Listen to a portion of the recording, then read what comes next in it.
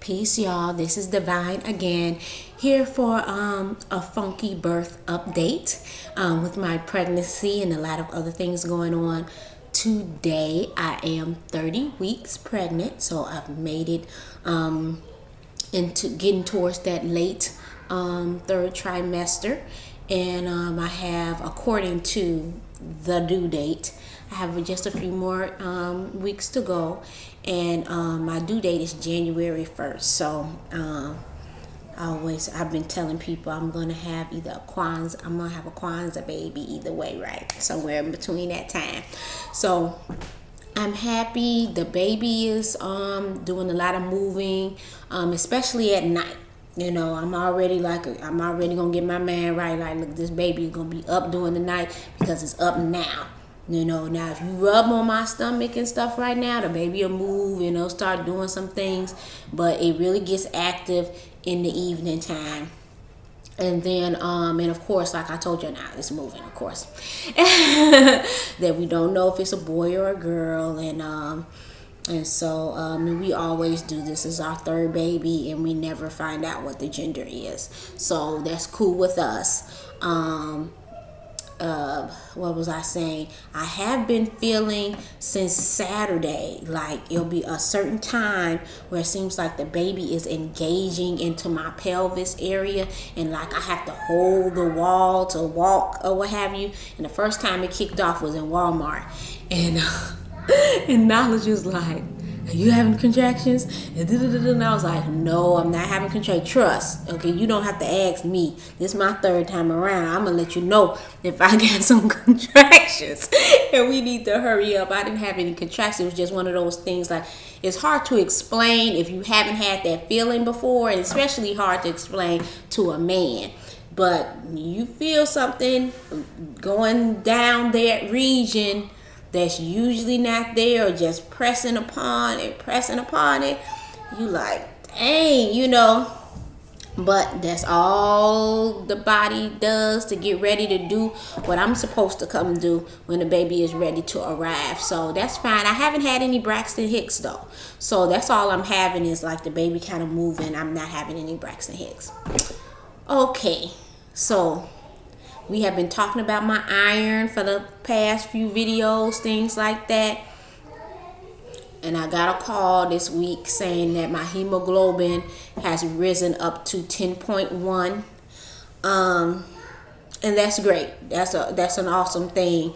But again, a person like me, those tests are too micromanaging. It's too stressful, especially if you have somebody that is they have to have a certain number to do X, Y, and Z, and that can be understood. But then when people have fear associated with certain lab results, when the rest of your pregnancy is going fine, you can feel stressed. You just feel stressed out. That's what I want to say. It can really stress you out when you feel like you're doing everything, and then they say in the 13th hour, everything is fine and good. So, dealing with the results, what would I say is one of the reasons I'm looking for my water. I stay thirsty. So, yeah, I'm still drinking my chlorella and spirulina water. But I'll take it to eating good food. It was literally what I would say, if I bear witness to the test results, a 3-week jump from a 9.2 to a 10.1. A 3-week jump between the last hemoglobin test and the test I just took last Wednesday. And so, I attribute it to good food and eating.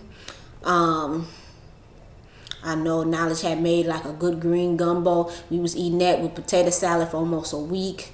Of course, I had my birthday that was during the so-called holiday time, and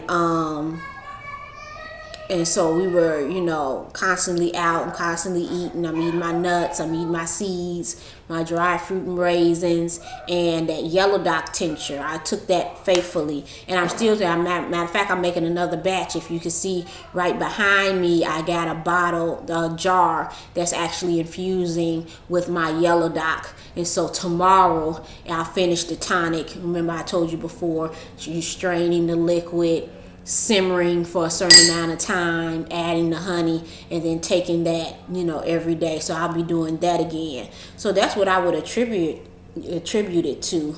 A lot of people may not have faith in or bear witness to natural ways of bettering your health. But, if I am to believe what the tests say, then I attribute it to healthy, natural ways of doing things that helped me.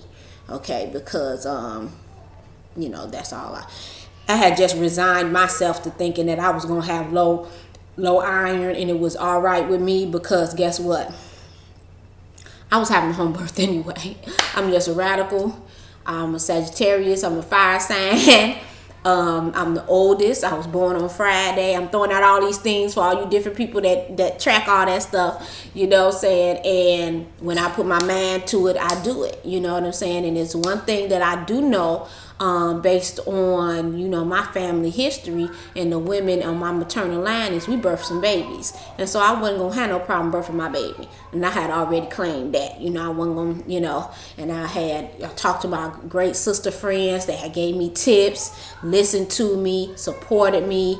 And I'm telling y'all, you can find the social networking can be really hectic at times, and it can be people on there that's really ignorant. But when you find those jewels, those good sister friends, good solid people to connect with, that you can end up hollering at and really have good connections with, that's a blessing. And I'm glad I done blessed myself with some great sister friends that I was able to call to and support me. So I have a little sheet of paper, so if you see me looking at the paper, it's so I can stay on task.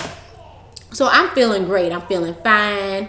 A little bit winded here and there when I go up and down the stairs, but third trimester. The back pain that I was having like last week and the week before, I'm really not having that much now. Unless I do something I ain't got no business doing, like picking up my youngest daughter and don't bend my knees or something like that. But generally speaking, I'm doing great. Okay, so what else I wanted to talk to y'all about? I wanted to talk to y'all about Nandy's skin relief butter, okay? And I'll post her link to her site. And I love this, Nandy's skin relief butter. I love this stuff. My whole family uses it. Let me see. And I use it on my belly, on my arms, my legs, my face, my feet, everywhere. And I think y'all really need to go to her site and go pick it up. It's www.nandysnaturals.com. That's NANDISNATURALS.com. It has mango butter, cocoa butter, coconut oil, beeswax, sunflower oil, jojoba seed oil, tamanu oil, and it's almost all of her ingredients are organic, and it's just awesome. And this is really kind of trumped our usage of shea butter, because I'm the type of person, I like shea butter. I know some people don't like shea butter, but I'm the type of person, I love shea butter. But this has been something that's really trumped it. It really works well. It sinks into the skin. It works on my belly. Everybody in the house uses it and loves it. And I get the unscented. I'm really not on using scent, so I get the unscented. So I wanted to shout out Sister Nandi and the great works that she's doing. And if anybody's listening that's from Louisiana, she's originally a Louisiana girl, and she's doing her thing out in Georgia right now. And so make sure y'all go and see the bunch of stuff she's doing. She also has a hair product that I just recently purchased, so I'm ready for that to come. And that leads me to another subject, is what I'm gonna do with my hair. I got like 3-4 inches of like You see how my hair wrap is? That's how high my fro is. You know how much hair I got, you know, of course, when it's not stretched out and I got kinky hair. So I'm trying to figure out like how I'm gonna braid my hair, what I'm gonna do with it, because I can't have it up under the hair wrap, not twisted or braided or something for 2 weeks after the baby come, you know, because I know I ain't gonna be in my head. So I got to figure out what I'm gonna do. I'm gonna have a one long thick lock. So if y'all got any suggestions or maybe some simple styles or something that are to get ready for postpartum, so one, you don't look crazy when you have your baby, and you can keep it in your head for a little while and look kept. Give me some. I can't do the extensions things. I can't sit that long. It's too, my feet gonna swell or something. I can't do that. So just tell me some things I can do with my hair if you have any tips. Okay. And now before I go, I have to let you know that my other baby, called Divine Birth Wisdom Academy, has officially launched, and that's at divinebirthwisdomacademy.com. Please go there. We have an abundance of information, articles, audio, all things birth of people of color, quotes, and we're doing something very historical here. We just launched last weekend the State of Black Midwifery, where we interviewed 12 sisters that have been in the midwifery business. I think in catching babies, I think if we were to add up all the years these sisters have been catching babies, we'd be close to like 200 years or something. It's phenomenal. And I don't know of anyone else that have cataloged black midwives in one area, in one segment, in audio, and has presented it to the world. So invest in yourself. Go to Divine Birth Wisdom Academy, the Divine Birth Wisdom Birth Academy, and I think I said it right the first time. DivineBirthWisdomAcademy.com, and invest in yourself. Look at what we have. We have some free audio there, but we also have things there you should purchase. And what you purchase goes to our midwives, goes to our people. We have to give our flowers to our good sisters while they're here. Also, we have to stop expecting wisdom to just be shared with you just freely all the time. They have to make a living. You don't get rich off midwifery. Okay, so when you purchase an audio, when you purchase the whole catalog, you're giving back. You're giving them the gift, and it's a give and take. It's they're giving their wisdom and you're giving something. How we used to say in the streets, you got to bring something to get something, little daddy. How we used to say, you want something, you better come get. You better come. Well, that's how we got to do things in this world. You bring something to get something. Okay, so and that's wisdom right there. That's the jewel. So with that, I'm feeling good and drinking my green water, and we gonna make it for a few more weeks. My last baby was full term, actually 2 days past her so-called due date. So we pushing for that same, we pushing for her same thing. Now, according to tax time, I would like this baby to come before January 1st. But regardless, that's tacky, huh? It don't matter. Look, I'm just saying.